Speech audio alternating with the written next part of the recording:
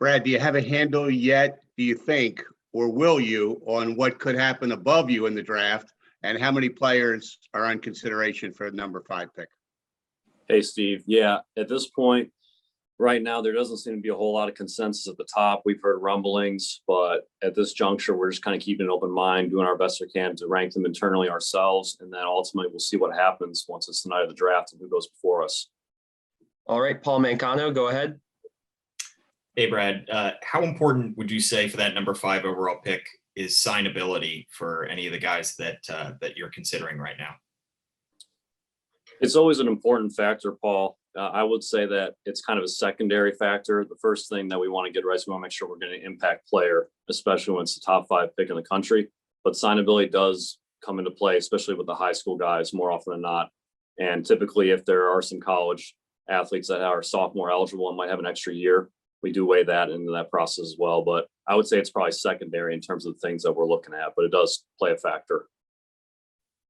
Rich Dubroff, go ahead.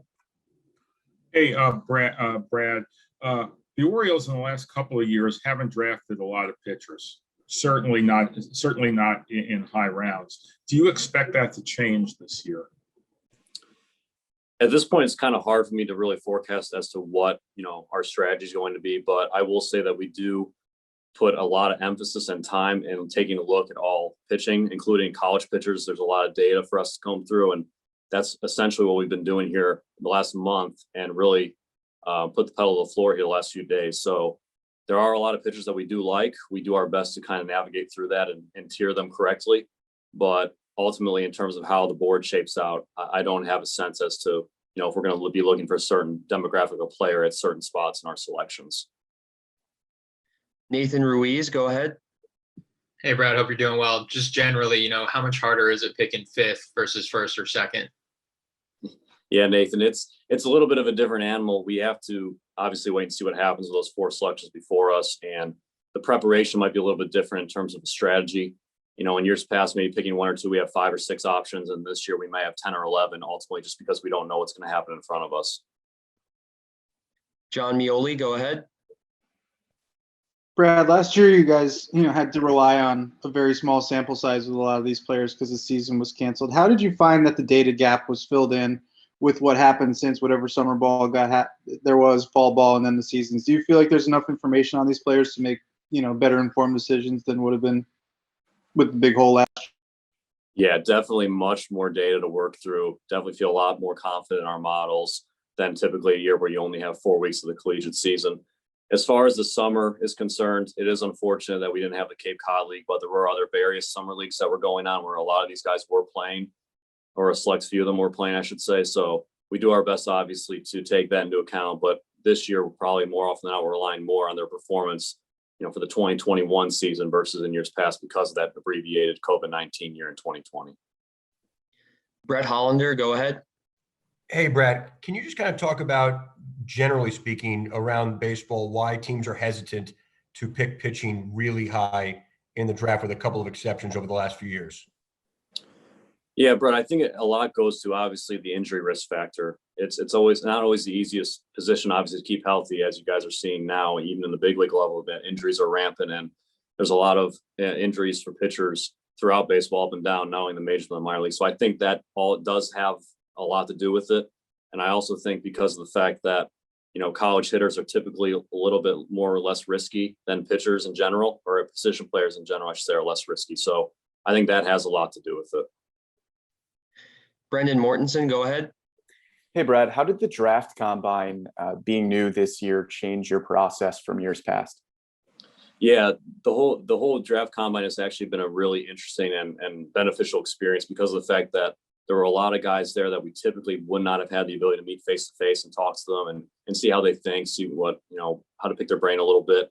I think this whole process in general has been a little bit different because by now we've already drafted all of our players in years past and are actually probably watching them play, whether it's at Delmarva, the Florida Golf League, or in Aberdeen. But the process itself has been a little bit different this year, but I would say that ultimately it's been a win-win because we've had more time to not only talk amongst ourselves and line our boards up, but also the fact that we've had opportunity to talk with these guys and get to know them on a personal level. We have time for a few follow-up questions. First up is Steve Molesky. Brad, what would you say is the biggest factors driving your decisions when you pick? Is it models you have together now? Is it what people would call old school scouting? Is it data, video? How do you kind of mix it all together, and what gets weighed the heaviest? Yeah, I would say it's a blend of everything, Steve, that you just mentioned. We obviously value the grassroots upper scouting level, our scouting that our scouts do at the grassroots level. We also take into account the analytics work that Sig and Michael Weiss and the models. And we also rely heavily on the makeup factor for each of these kids. So I would say that it's a blend of all three items. And, you know, I know that Mike and Sig came over here and from Houston and essentially are now kind of a baseball think tank here in Baltimore. But, you know, Mike did start as a scout with the Cardinals, and, you know, we still hold those fundamental roots of scouting to a high level, and we look to incorporate those in our process. Rich Dubroff, go ahead. Hey, Brad, if you look at a lot of the mock drafts, there's a lot of chatter about underslotting, that the team might go and do that. How risky a strategy do you think that is? Yeah, I've seen those mocks, and you know, I'm not exactly certain. Maybe they're just going off what happened, you know, with last year and the strategy we incorporated last year. But, you know, in terms of riskiness, I think the bottom line is ultimately we have to make a decision on who is the best fit for our organization, who's the best player for our organization at that point in time. And ultimately what happens after that depends upon, you know, who we take with the first overall selection. And then we kind of build out a roadmap from there. But in terms of a risky strategy, I wouldn't necessarily say that it's risky, especially if there's guys that you like further down the draft that you can go ahead and sign and ultimately add to the pipeline of the minor league system. Paul Mancano, go ahead.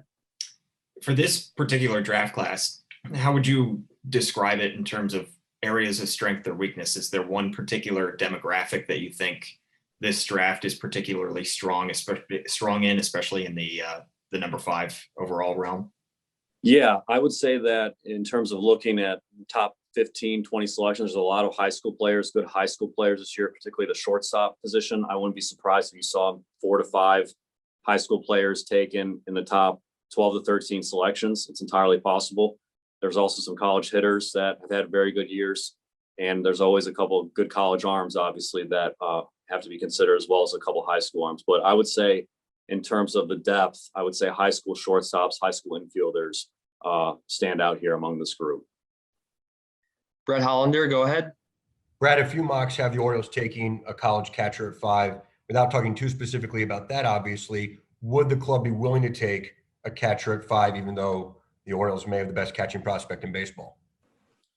Yeah. So in a sense of, you know, we don't really look in terms of a certain demographic that we're looking to draft from or position. You know, we want to take the best player available. And ultimately, if it's a catcher, we're not afraid to shy away from that, regardless of what we have in the system or what we have in the major league roster. Stan Charles, go ahead. Brad, thank you for doing this. I'm wondering if there's more attention to who you think might be available as undrafted free agents because of the paucity of the rounds. Yeah, that is something that we're going to take a look at here before we line them up on draft night. And ultimately what will happen is if there's some guys out there that we still really like and they want to come out and play, we will kick the tires on those candidates very seriously in terms of if we're able to go ahead and sign them for the $20,000.